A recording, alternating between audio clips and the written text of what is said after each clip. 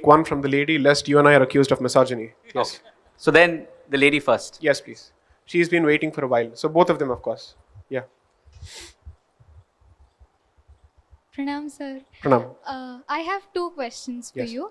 So I'm a law student in this college.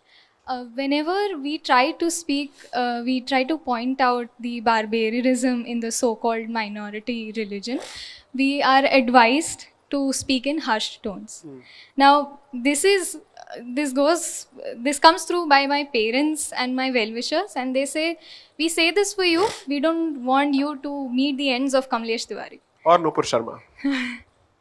So that is my first question is, how do I tackle this?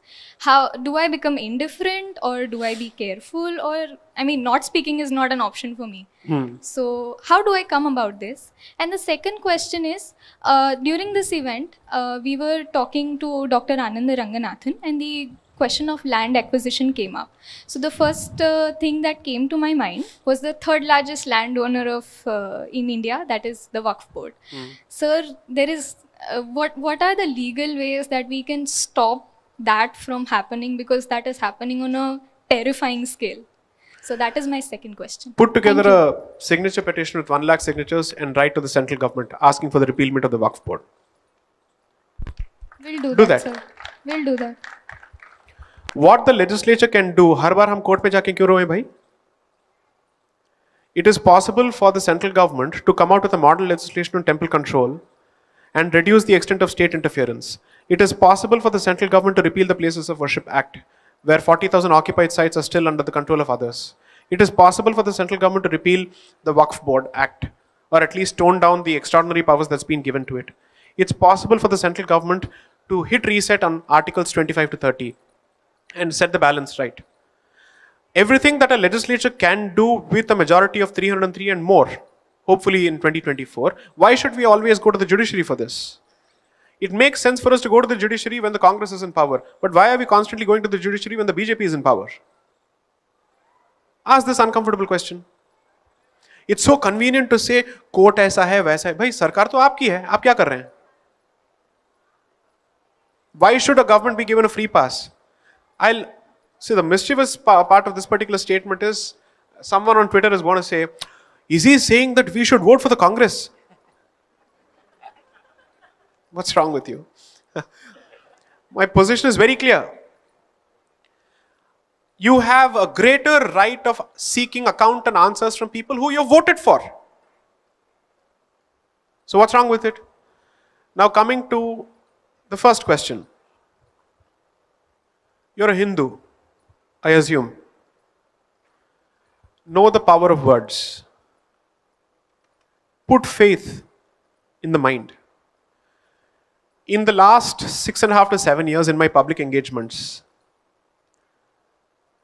I have said a lot of things.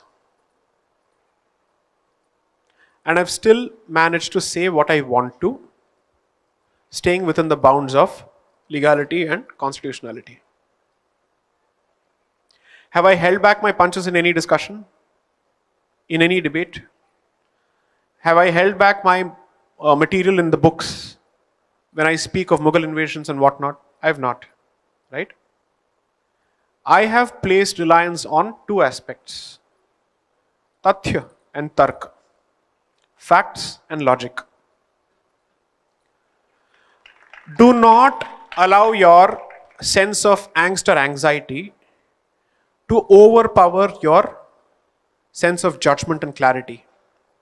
Even in the worst of situations when provoked, your training both as an individual and as a lawyer must kick in. That I will fire bullets, but my tongue will always be under my control. And I will never ever lose my balance. And if I get aggressive, it must be control ferocity. Which means the other side must run for cover without knowing how to respond to it. That is not going to happen unless and until you have both research and the power of argumentation and articulation in your complete control.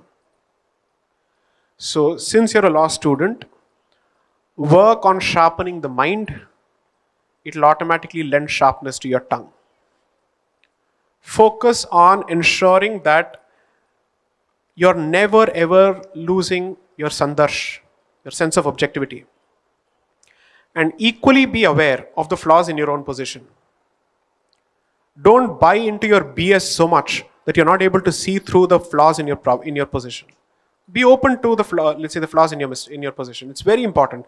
In which case, the red team and the blue team must constantly be inside your own head. One batting for you, one batting against you. Only then you're preparing in anticipation for the opposition that's going to come your way.